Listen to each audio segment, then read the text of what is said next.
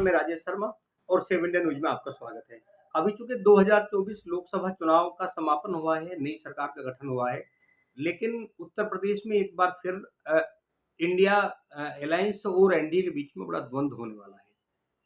मतलब उत्तर प्रदेश के मुख्यमंत्री योगी आदित्यनाथ और अखिलेश यादव एक बार फिर आमने सामने होने वाले। इस बार जीत किसकी होगी ये तो आने वाला समय बताएगा, लेकिन कुछ डाटा मैं अभी दर्शकों के सामने रखूंगा, वो उसका एनालिसिस करेंगे कि जो उत्तर प्रदेश में 10 सीटों पर, जो 10 विधानसभा सीटें हैं, जो यहाँ उपचुनाव होने वाला है, हालांकि अभी अधिसूचना जारी नहीं हुई और चूंकि बीजेपी ने इस पर काम करना शुरू कर दिया है। मैं दर्शकों को एक बार बता दूं कि अभी 2 दिन से लगातार जिस तरह उत्तर प्रदेश में 2024 में कड़ी हार हुई है, 60 मतलब 62 सीटों से बीजेपी का कारवा मात्र 33 सीटों पर आकर रुका है। इसको लेकर पूरी बीजेपी में चिंता है और चिंतित भी है पूरी बीजेपी कि आखिर इतना बड़ा डेंट उत्तर प्रदेश में कैसा लगा।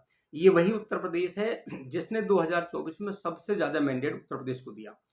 और चूंकि अभी से ये जो 10 विधानसभा सीटों पर उपचुनाव है, तो बीजेपी इस बार कोई कोर कसर छोड़ने वाली नहीं है। इसलिए 2 दिन से भाजपा के जो संगठन महामंत्री हैं बीएल संतोष, वो लगातार यहाँ डेरा जमाए हुए हैं।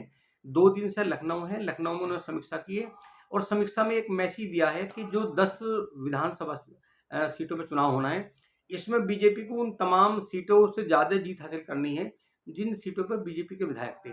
हालांकि अगर हम लोकसभा चुनाव में उन विधानसभा सीटों की बात करें तो उसमें भी चौंकाने वाले तथ्य हैं, रिजल्ट जो है वो चौंकाने वाले हैं। तो मैं एक बार चर्चा करूंगा कि कौन कौन सी विधानसभा सीटें हैं जहां उपचुनाव होने वाला है, और मैं ये भी बताऊंगा कि चूंकि अभी से बीजेपी ने, हालांकि अधिसूचना भी जारी नहीं हुई, लेकिन बीजेपी ने तमाम जो 9 विधानसभा, एक सीट अभी छोड़ी उपचुनाव, चूंकि वहां भी कोर्ट का डिसीजन आना है। जो इरफान सोलंकी हैं कानपुर से, वो उच्च सदन में चले गए हैं, वो हाईकोर्ट चले गए, वहां मेरे ख्याल में चुनाव नहीं होगा। लेकिन अगर 9 सीटों की बात करें तो उत्तर प्रदेश के संगठन ने अभी से 16 मंत्रियों को इन 9 विधानसभा सीटों में लगा दिया है और वहां जिम्मेदारी दी है कि आपको वहां एक माहौल क्रिएट करना है। इस बार हर हाल में साम दाम दंड भेद कुछ भी हो, करोमरों की स्थिति है, ये तमाम विधानसभा सीटें जीतनी है। तो दो मंत्रियों को प्रभारी बना दिया गया हर उपचुनाव जहां होना है, जिन जिन विधानसभाओं में। तो अब देखना यह है कि अभी चूंकि यहाँ कावड़ यात्रा है और हमें लगता है कि कावड़ यात्रा अगस्त के फर्स्ट वीक में खत्म होगी, समाप्त होगी, इसके बाद में अधिसूचना जारी हो सकती है। तो मैं एक बार बता दूं कि क्या क्या हाल है, मैं एक बार बताता हूँ कौन कौन सीट है। तो ये सीट एक कठेरी सीट है, ये अंबेडकर नगर की है और जहां से लालजी वर्मा विधायक थे और वो सांसद बने हैं। दूसरी करहल है जहां से अखिलेश यादव विधायक थे।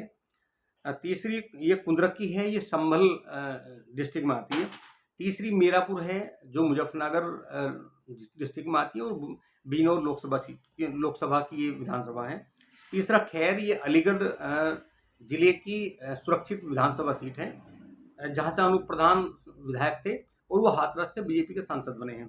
तीसरा ये फूलपुर है, ये फूलपुर वैसे तो ये इलाहाबाद जनपद की सीट है।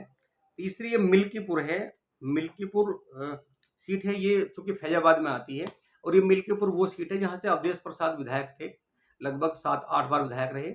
ये सीट अब खाली हुई है क्योंकि वो सांसद बने हैं फैजाबाद से। तीसरी ये मझवा सीट है, ये मझवा दरअसल मिर्जापुर लोकसभा की सीट है जहां से विनोद बिंद विधायक थे और वो इस बार सांसद भी बने हैं। तो ये अनुप्रिया पटेल का चूंकि यहाँ हस्तक्षेप है, मिर्जापुर जिले में सीट आती है। तो मैं एक बार बता दूं, जो बीजेपी की अपनी जो रणनीति है, बीजेपी की अपनी रणनीति है कि एक तो तमाम जो 9 विधानसभा हैं, इन सब में 2-2 उत्तर प्रदेश सरकार के मंत्रियों को अभी से प्रभारी और उप प्रभारी बना दिया गया। इसके अलावा संगठन को वहाँ तैनात कर दिया। 3 दिन में तमाम संगठन के वहाँ प्रभारी तैनात हो जाएंगे जिनकी जिम्मेदारी दी जाएगी और उनका मानना है कि हर हाल में सीट जीतनी है।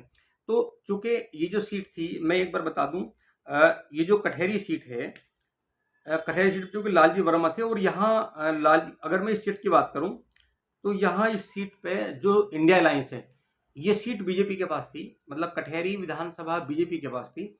लेकिन ये जो चुनाव हुआ, लोकसभा चुनाव हुआ, यहाँ जब हम चुनाव की बात करें तो चुनाव में कटहरी सीट पर इंडिया अलायंस 17,000 वोटों से लीड रहा। मतलब यहाँ 17,000 वोट से बीजेपी हारी, जबकि यहाँ विधायक भाजपा के होते हैं। अगर मैं करहल की बात करूँ, क्योंकि यहाँ अखिलेश यादव यहाँ से विधायक थे, हालांकि अखिलेश ये करहल सीट है और यहाँ से तो इंडिया अलायंस 60,000 वोट से आगे रहा और अगर मैं कुंद्रक की बात करूँ, जो कुंद्रक की सीट है संभल से, यहाँ भी बीजेपी जो बीजेपी है, यहाँ भी बीजेपी लगभग 19,000 वोट से, सॉरी, जो इंडिया अलायंस है लगभग 19,000 वोट से आगे रहा। अगर मैं मीरापुर विधानसभा की बात करूँ, तो कि मीरापुर से चंदन चौहान यहाँ विधायक थे, और इस बार चूंकि रालोद के कोटे में बिजनौर सीट चली गई, यहाँ से हालांकि 9,000 वोट से चंदन सिंह चौहान ही आगे रहे। अगर मैं गाजियाबाद की बात करूँ, तो गाजियाबाद तो बीजेपी की शहर सीट है, परंपरागत सीट है। यहाँ से अतुल गर्ग जो प्रत्याशी थे, वो इस सीट से विधायक मंत्री भी थे, वही आगे रहे। अगर मैं बात करूँ खैर की, ये चौंकाने वाला मामला, खैर विधानसभा बीजेपी के पास थी, अनूप प्रधान वाल्मीकि यहाँ से विधायक थे। लेकिन ये जो चुनाव हुआ लोकसभा चुनाव, अगर लोकसभा चुनाव में इस सीट की बात करें, खैर सीट की बात करें, तो खैर सीट से इंडिया अलायंस 1,000 वोट आगे लेके आया। और अगर मैं फूलपुर की बात करूँ, यहाँ प्रवीण पटेल फूलपुर से विधायक थे, लेकिन अगर यहाँ बात करूँ तो यहाँ इंडिया अलायंस 17,000 वोटों से लीड था 2024 के चुनाव की अगर बात करूँ। और अगर मैं मिल्कीपुर की बात करूँ, जहाँ से अवधेश प्रसाद सांसद बने फैजाबाद से, जो अवधेश प्रसाद की सीट थी, वो कई बार विधायक रहे, तो ये यहाँ 17,000 वोट से आगे थे। अगर मैं मंझवा की बात करूँ, तो विनोद बिंद चूंकि यहाँ विधायक थे, ये अपना दल एसके विधायक थे, और विनोद बिंद, हालांकि यहाँ अनुप्रिया पटेल चुनाव लड़ी तो मात्र 1800 वोट से ही आगे थी। तो ये जो 10 विधानसभा सीटें हैं, जो 9 विधानसभा सीटें हैं, इसमें जो बीजेपी की सीट थी, 5 विधानसभा बीजेपी के पास थी। लेकिन बड़ा कमाल ये है कि जब लोकसभा के चुनाव हुए, तो बीजेपी की जो 5 सीट थी, वहाँ भी इंडिया अलायंस 2 सीटों पर आगे निकला, ज़्यादा चुनाव लिया, मतलब ज़्यादा वोट लिया। अब मानना यह है कि यहाँ पूरी वीटो पावर लगा रखी है इस समय। पूरी वीटो पावर इसलिए है क्योंकि एक बार फिर एनडीए और इंडिया अलायंस ये सामने आ सकते हैं। और जहाँ तक मैं मीरापुर की बात करूँ, क्योंकि मीरापुर का बड़ा दिलचस्प मामला है।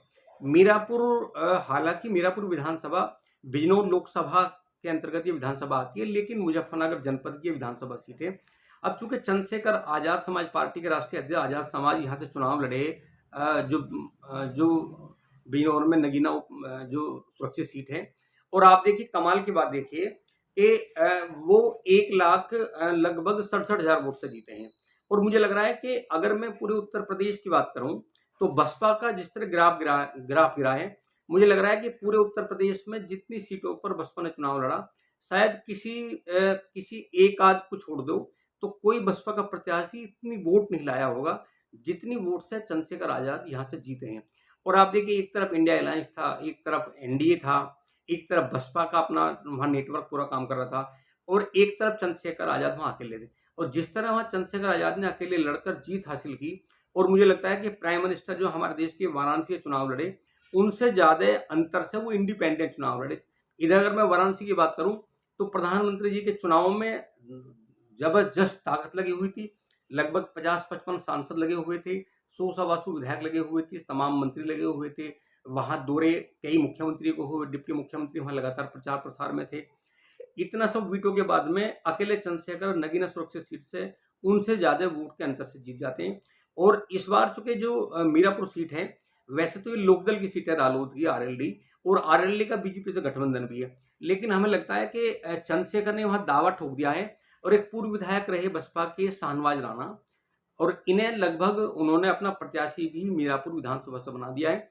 एक असल में गौर की बात यह है कि मीरापुर में लगभग 1,18,000 जो मुस्लिम वोटर हैं, वो यहाँ जीत और हाथ तय करता है। जब हम 2022 के मीरापुर के रिजल्ट की बात करते हैं, तो चंदन चौहान इसलिए 1 लाख लगभग 9,000 के आसपास वोट लेकर गए थे, क्योंकि उनका उस समय सपा से अलायंस था, और सपा से अलायंस था तो तमाम मुस्लिम वोट उनकी तरफ चला गया था। लेकिन अब चूंकि वो जो इंडिया अलायंस से अलग हो गए हैं, वो एनडीए में शामिल है। अब देखना यह है कि कौन यहाँ बाजी मारेगा, क्योंकि यहाँ इस बार पहली बार ऐसा हो रहा है कि बसपा ने भी प्रदेश की जो तमाम 9 विधानसभा सीटों का उपचुनाव होना है, सभी विधानसभा सीटों पर उन्होंने अपना प्रत्याशी उतारने का ऐलान कर दिया। दूसरी ओर चंद्रशेखर 1-2 सीटों पर चुनाव लड़ेंगे, और मीरापुर को चंद्रशेखर ने अपनी मान सम्मान और प्रतिष्ठा जोड़ लिया है। अब देखना यह है कि क्योंकि शाहनवाज राणा है और पूर्व विधायक भी रहे, अगर शाहनवाज राणा वहाँ से चुनाव लड़ते हैं और वो मुस्लिम वोटों को अगर प्रभावित करते हैं, तो जिस तरह नगीना में दलित वोटर है, उसने एकजुटता दिखाते हुए तमाम पक्ष चंद्रशेखर की तरफ रखा, तो लगता है कि कहीं न कहीं मीरापुर की सीट पर बहुत जानदार चुनाव आज़ाद समाज पार्टी का होगा। और आप देखिए कि मुझे लगता है कि जिस तरह नगीना सुरक्षित सीट पर बसपा के जो प्रत्याशी थे उन्हें मात्र 13,000 वोट मिले। मुझे लगता है कि आज तक अगर कभी नगीना सुरक्षित सीट पर बसपा चुनाव लड़ी होगी, तो आज तक कभी ऐसा नहीं हुआ होगा विधानसभा के भी किसी चुनाव में या उपचुनाव में कभी मात्र 13,000 वोट बसपा को मिली हो। लेकिन नगीना सुरक्षित सीट पर 2024 में बसपा प्रत्याशी को मात्र 13,000 वोट मिली। इससे लगता है कि बसपा का ग्राफ लगातार डाउन हो रहा है। और जिस तरह चंद्रशेखर आजाद अकेले अपने बल पर चुनाव जीते इंडिपेंडेंट, लग रहा है कि अब पश्चिम में चंद्रशेखर आजाद का अपना जो वर्चस्व है, जो दलित वोटर है वो उनकी तरफ रुझान बढ़ा है। और मीरापुर में ये अलग बात है कि ये इधर यहाँ रालोद किसको उतारेंगे अभी पता नहीं है। और यहाँ बीजेपी की पूरी ताकत रहेगी। आगे रालोद के यहाँ जयंत चौधरी केंद्रीय मंत्री है, वो भी चुनाव लड़ेंगे। अनिल कुमार की बात करें तो वो भी पुरकाई से विधायक थे और मंत्री बने, वो भी कैबिनेट मंत्री, वो भी चुनाव लड़ाएंगे।